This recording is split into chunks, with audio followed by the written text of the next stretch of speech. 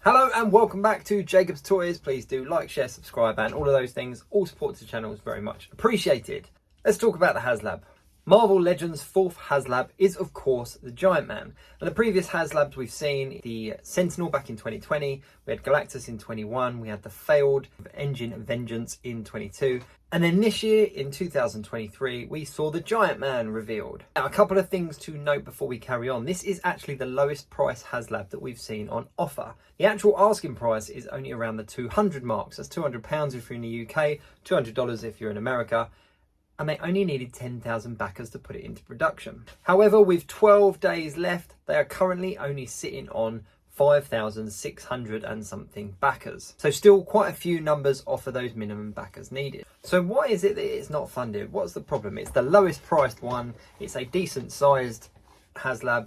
Why is it that it's not been funded? Why has this not kind of been fully funded already? Personally, I think this is down to a couple of things.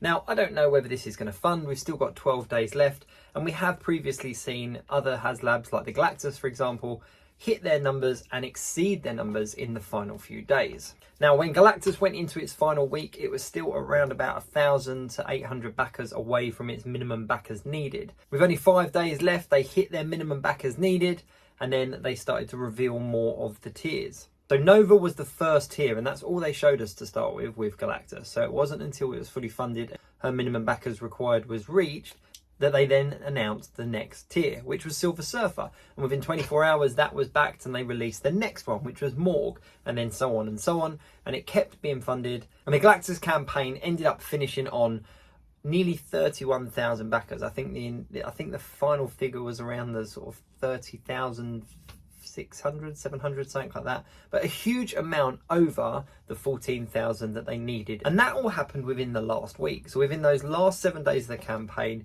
it went from being not fully backed to exceeding, over exceeding and unlocking all of the unlocked tiers. However, there is one big difference in the campaign between Galactus and Giant Man. Now, before we do move on to that, let's just talk about two of the other Haslab projects. The first one being the Sentinel, which was the original Haslab Marvel Legends project, which was fully funded within 24 hours. We'll get to that in a minute. And the Engine of Vengeance that came out last year that wasn't funded and was actually a failed project and didn't actually go into production. But the difference between Giant Man and Galactus.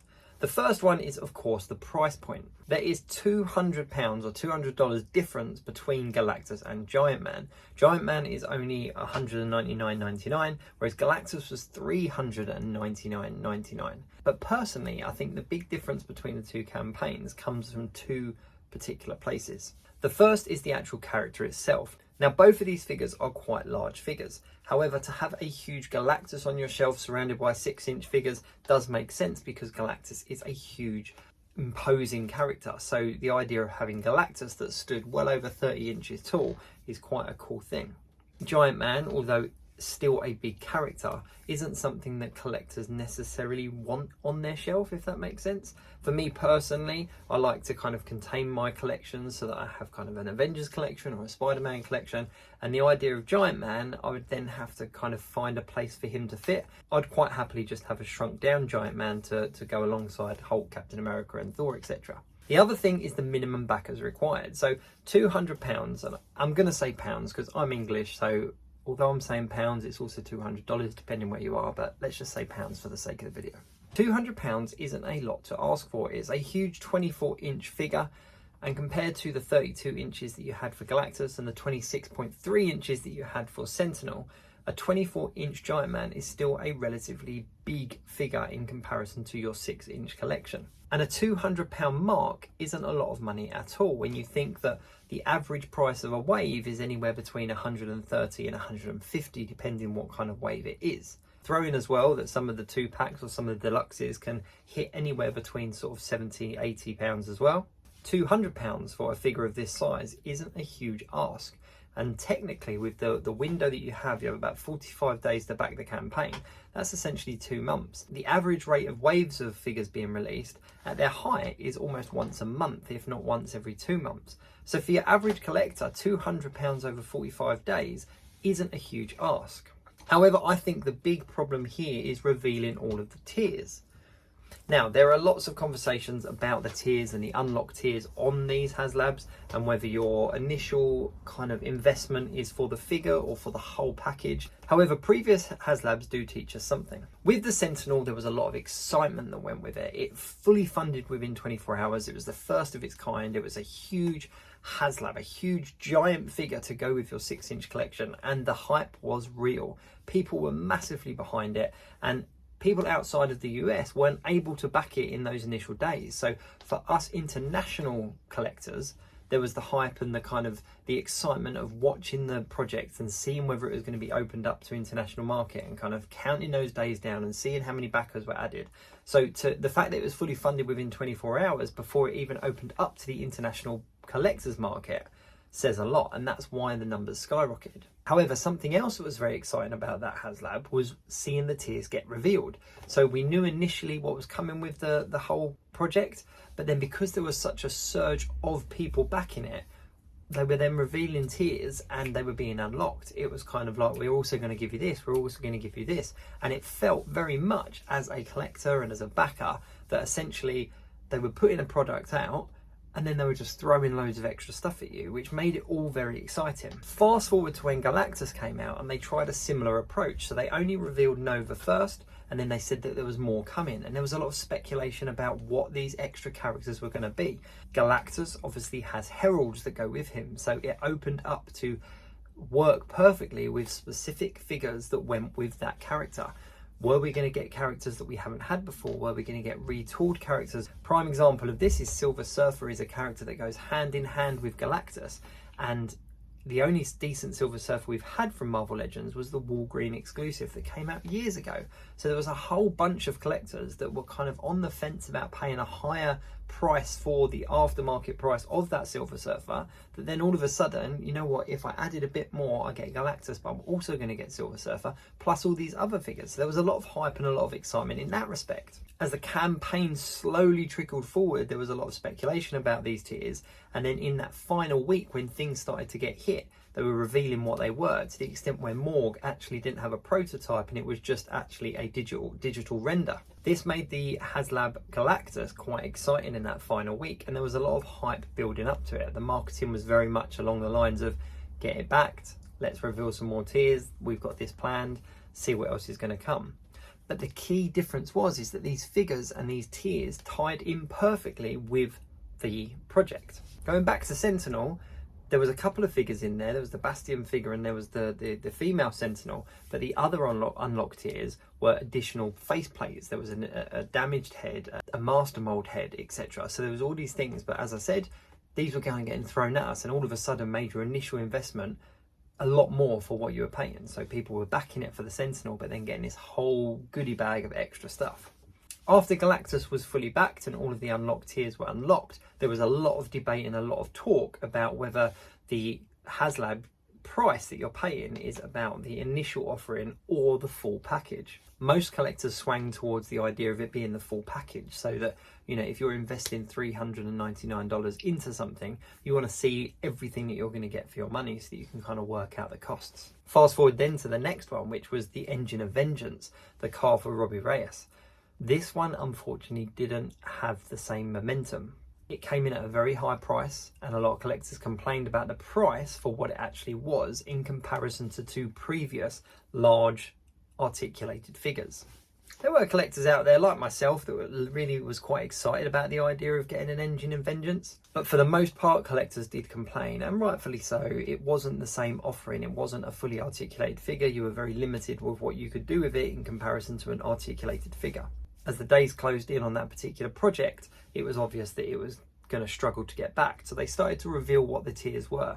And they were cool characters, but they didn't necessarily tie in with the initial Haslab. They weren't characters that were linked directly to the initial project, to the initial purchase. The Robbie Reyes figure, of course, did directly link to the actual project. But then none of the other figures revealed were Ghost Rider related.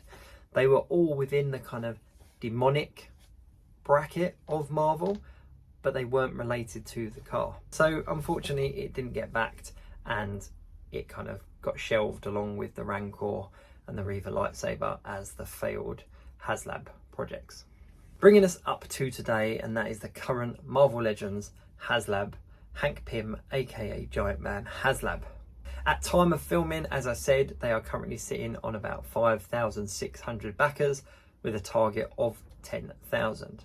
Now I think the mistake that's been made here is that they've revealed all of the tiers very early on. They've shown us exactly what we're going to get. They've shown us the whole package, which, to be fair, is something that a lot of collectors did complain about. They wanted to see what their investment was going to get for them, and that's what they've done with this one. They've revealed all of the tiers, all of the tier marks, all at the beginning, all as part of the initial marketing video campaign live stream. However, I think the mistake that's been made here is they've kind of tried to replicate what happened with the Haslab Sentinel in the respect of giving us things that tie in with the figure, but not additional figures. There was loads of speculation going on about what figures were going to be included with a Giant Man Haslab, whether we were going to get a classic Wasp, whether we were going to get a 6-inch version of the Haslab Giant Man, were we going to get Yellow Jacket at last? Now, personally, I think having these figures released behind a paywall, so you're only going to get these classic figures if you invest in the high money thing, isn't a great thing. There's a lot of collectors that noses were put out of joint because they couldn't afford to get the Galactus, but therefore that meant that they weren't going to get a Silver Surfer, or they weren't going to get a Nova or Morg. So what the Marvel Legends team have done with Giant Man is given us tiers that work directly with the project. So we've got some faceplates that come as part of the initial offering, but then the 2 tiers. The first one is a Marvel Zombies faceplate. So it is a faceplate that slides into the current helmet. My personal problem with this one is it looks more like the What If version of the Marvel Zombies and not the comic book. Now that's unlocked at 12,000, which seems like quite a far way off, considering they're not even on 6,000 yet. The next one is the Secret Invasion scroll head. So you get a completely separate head. You can pop the original one off, put this one on, and it turns him into a scroll. This is quite cool, and if you're a fan of like the Secret Invasions comic book, then it's cool to kind of have a scroll version of Giant Man. However, the MCU Secret Invasion TV show didn't do particularly well, so to have this as the kind of top tier, if you like, of the unlocked tiers, there's going to be a lot of people that their only involvement with Secret Invasion is going to be that TV show, and therefore they're not going to be that incentivized by this one because the TV show wasn't the best, let's say. But that's 14,000 backers, which is a huge amount of people off from where we currently are. The problem is that they've revealed everything. They've shown all of their cards. So anybody that technically was interested in investing would have done so in the early days, in my opinion. When you see something and you see something in its entirety, there's no excitement. There's no reason to kind of stay tuned in. There's no reason to kind of follow along and kind of debate whether you're going to invest or not. Anybody that's on the fence about investing now, it's going to be down to a financial reason and not an involvement reason, because we know what we're going to get. We know everything that's on offer, and we know that your £199 investment is going to get you X, Y, and Z. However, with such a slow pace in backing, we've now been shown these tiers, and there's not even a guarantee that we're going to get them. The other problem, I think, is that with this being the Avengers 60th anniversary, they did a particular wave of figures that was the Beyond Earth's Mightiest figures from Marvel Legends. And these figures looked really good. The marketing campaign that went with them was really nice. Everyone got really excited and was really hyped about some of the 2-packs and some of the single releases. And I've got those figures in hand, and they really are a nice set. However, this series of figures was revealed way back earlier in the year. And since they were revealed and the Haslab was revealed, we've had other reveals and we've had other announcements. So those figures that were announced and the Haslab have got a huge space of time between them, whereas you could have kind of jumped off the back of the hype of the Beyond Earth's Mightiest wave and then announced the Haslab. Now, I know that Hasbro do this because they had other Haslabs live at the time, so it does make sense from a marketing point of view to not have 2 things going at once, because a lot of us collectors collect more than one line, so you're going to kind of debate whether you're going to invest in 1 or 2. But personally, I just think too much time has passed since we saw those figures, and Avengers 60th anniversary was kind of fresh in our heads to the Haslab being revealed. Now, the Marvel Legends team are going to be at New York Comic Con, and they're going to have Giant Man with them. And there's been quite a lot of posts going out on Instagram and Facebook and that saying, you know, to come and see Giant Man, see the prototype. They've been posting pictures as well of the prototype image as well, like in the different poses, fighting off various different villains. And they've really kind of shown us what this HasLab can do.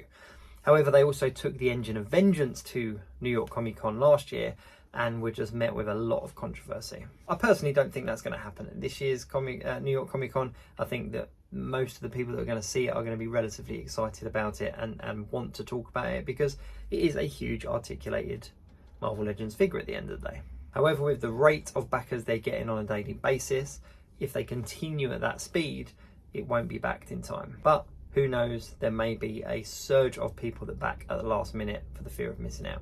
The other problem about those figures at the moment is that out of all the Marvel Legends that have been revealed, those ones have ended up in clearance bins at places like Target. So people are actually holding out and selling them off. To be completely transparent though, I personally haven't backed this because a Giant Man in my collection is not something that I necessarily need.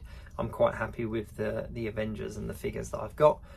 I think it's a cool looking figure, and for anybody that does want it and hopes that it does get backed, then I really do hope for your sake that it does get backed, because if it's something that you want and it's something that you're backing, then personally I really hope that works out for you. But I think they've listened to the fans, they've given us a lower price, they've given us all of the tiers out on the table at the beginning, and they've given us articulation. So you can't really say that Hasbro's being greedy, or that they've not listened to the fans, or that they've missed the mark, because I think they've ticked all the boxes.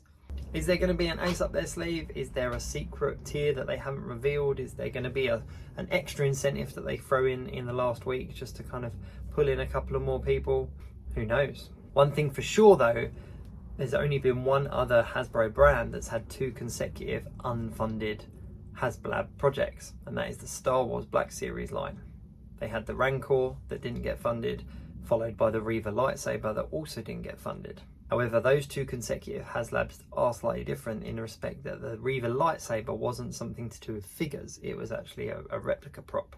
So the Marvel Legends team are potentially now sitting on the first double unfunded HasLab project that relates to figures. That makes sense? I do wish them the best of luck though, and I really do hope for those that do want the project, it gets backed. But it's just not for me. What are your thoughts anyway on the Marvel Legends HasLab Giant Man? Is it a good project? Is it worth backing? Do you think that something should have been done differently? Let me know in the comments, or drop me a message on Instagram and let me know your thoughts. Thanks very much for watching. Please like, share, subscribe and all of those things. I'll see you soon.